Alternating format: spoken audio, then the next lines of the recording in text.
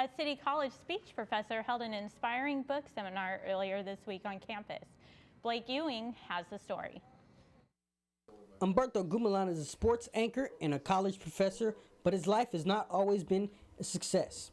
In his autobiography, From My Chair, Gumelan tells the story of how just a month short of his 16th birthday, he was in a surfing accident which left him paralyzed from the chest down. The book is called From My Chair. It's just kind of like the title suggests. It's just the view from my chair, how different life is sitting down. But it talks about the accident, it talks about the day that it happened, and then everything that happened afterward. After his accident, he had to relearn to do everything that he could once do. I had to learn a lot about myself. To start personally and mentally, I had to learn how to be patient. I had to learn how to be positive, even when things were not looking, very, very bright. In terms of physical things, I had to relearn to do everything again because my body wasn't functioning as before. So I went through a lot of rehab, and I learned how to feed myself. I learned how to write, how to take care of myself as best as I could. Humberto Gumelan has bounced back in a mighty way and has achieved many great things, such as graduating college, become a broadcast journalist, and a speech professor at City College. With photojournalist Teresa Romero Medina, Blake Ewing's Newscene. You can purchase the book From My Chair on Amazon.com. And in other city news, excitement is building inside the Seville Theater as Tech Week approaches. Auditions for the fall production of Guys and Dolls were held at the end of August. Now that the roles have been cast and scenes rehearsed, lead actor Marco Puente has a moment to share his experience with Newscene.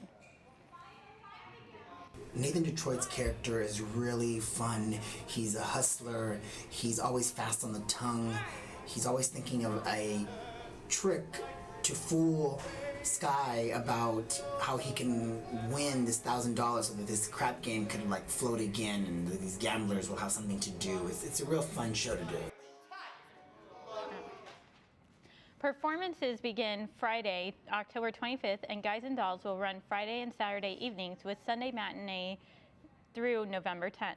General admission tickets will cost $15, and student, senior, and military tickets are $10. For more information about Guys and Dolls or the San Diego City College Performing Arts Program, email Director June Richards. And in entertainment news, 50 Shades of Grey movie casting. The saga continues. Dejanay Holmes is here with more. Nate, Cassara, this seems to be an ongoing issue. The 50 Shades of Grey film is still in search of their leading man, Christian Grey. There is much speculation as to why the leading man, Charlie Hunnam, decided not to take on the role. Hunnam hasn't come out with a full statement yet, but said the decision to walk away was due to scheduling conflicts. However, E! News confirms the season wrap-up of Sons of Anarchy will be done before the expected start of shooting for 50 Shades in November. There's also allegations of tension between the directors Sam Taylor Johnson and Hunnam due to Hunnam wanting to make several revisions to the script. Or the walkaway could be in part to the fact Hunnam was only offered $125,000 to play the role. But for whatever reason, the search continues for the fiery Christian Grey. And Ryan Gosling seems to be the top pick for many fans. YouTube will be breaking into the award fever by broadcasting their first award show in November. The live 90-minute show will award artists that have generated the biggest YouTube views over the past year. Actor Jason Schwartzman will host, and guests so far include Eminem, Lady Gaga, Arcade Fire, and YouTube phenomenon CDZA, and violinist Lindsey Sterling. More unannounced guests will provide tape performances from cities all over the world to emphasize the global audience of YouTube. Winners will be chosen by fans' votes, and it is still a surprise as to what the YouTube Music Awards statue will look like. And finally, a London clown reminiscent of the popular Stephen King's It clown was unmasked earlier in the week, or was he? A photographer for the Sunday People outed Alex Powell, a Northampton University student, as the clown had been spotted all over the small United Kingdom town. But Powell has always denied the allegations. The Northampton clown would stand in random places holding a bundle of balloons and smiling at passerbyers. For those with a clown phobia, it seemed frightening, but others found him enjoyable and continued to search for him. Since the unmasking, the Northampton clown sent out a post on his Facebook page saying that his identity is still safe and he'd be around soon. So Sarah and Nate, it's almost like a Halloween special of Where's Waldo. That's interesting. I wonder who he really is. Thank you, Dejanay. Thank you. And in just 60 seconds, Marco Puente will have our weather forecast.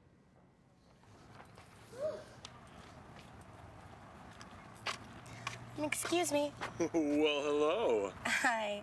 My internet connection's acting up. Do you know anything about hotspots? You know, if you angle yourself 45 degrees to the north, your computer's Wi-Fi card will extrapolate the router signal more efficiently. Hit enter. It's going to come up with a dialog box.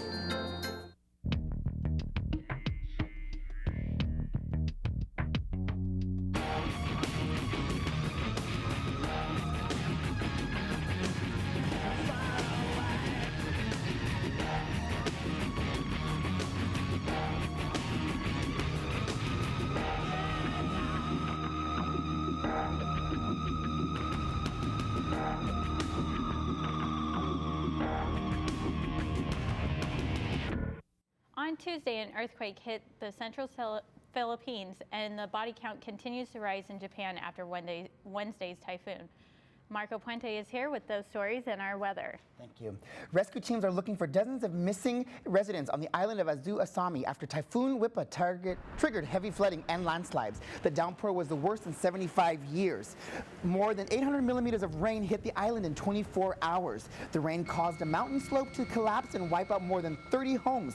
Rescuers found one woman trapped in debris on Wednesday. They managed to get her out safely. And also in the Philippines, the government officials now say at least 144 people were killed in Tuesday's powerful earthquake. More than 291 people have been injured. The 7.1 earthquake tremor triggered landslides and damaged buildings. So we now go to our current. Airport is 66 degrees. Humidity is 34 degrees. We have calm winds at 0 miles per hour. Our surf is 2 feet west facing.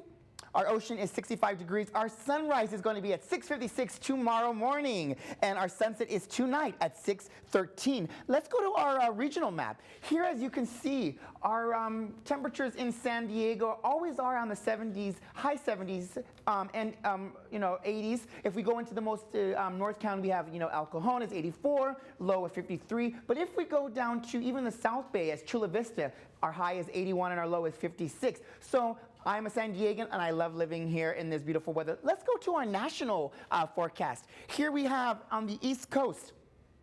There we go. We have Boston at 68, and we have a 67 in New York. And being traveling on the East Coast, this is great weather for them for this time of the year. If we go down to the West Coast, 76 in Los Angeles, 86 in Phoenix. Let's go to tonight's forecast. Thank you. As you can see, we just dropped down 10 degrees in the West Coast of Los Angeles. Can we see tomorrow's forecast map? Here it goes. Thank you. We have 78 in Los Angeles. So, it's a beautiful time. Let's go to our forecast here. We go to our coast, 75 high. Our low is 60. Let's go to the inland, please. We have 87, our low of 53, mostly sunny, of course. Mountains, please. Here it comes, mountains. Our mountains are 76 high. Oh, we got a little stuck there, but I'm going to go ahead and read it for you. Our mountains are 76, there it is. Our deserts, 89 high, our low is 53. Of course, mostly sunny. We are in San Diego. So, ladies, as you can see, being San Diegan, and I know you are too, right, Casera? Oh, yeah. Oh, yeah, right? We always have beautiful weather. And Nateo, what are you going to be wearing this weekend? Shorts? I'm not quite sure, but I know there's a football game that I will be attending tonight, so need a jacket. A little wrap for you. Yeah, just a little bit. Thank you, ladies. Thank you, Marco. And in other news, Mr. Potato Head could be a new mascot in the NFL. PETA has made a suggestion to change the name of the Red Potatoes from the Washington Redskins in the latest name controversy. The organization says that potatoes are one of the most sold produce in the U.S. and will be a way for the beloved team to keep its name and only have to change its logo. Washington already gives away free miniature Mr. Potato Head figurines at the game, so PETA believes the change wouldn't be that drastic.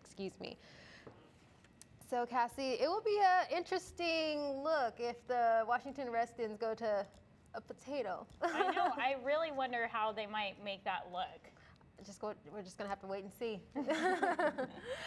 Alrighty, and that's this edition of News Scene. I'm Nate Holmes. And I'm Cassara Coffee. Thank you for joining us. Good night.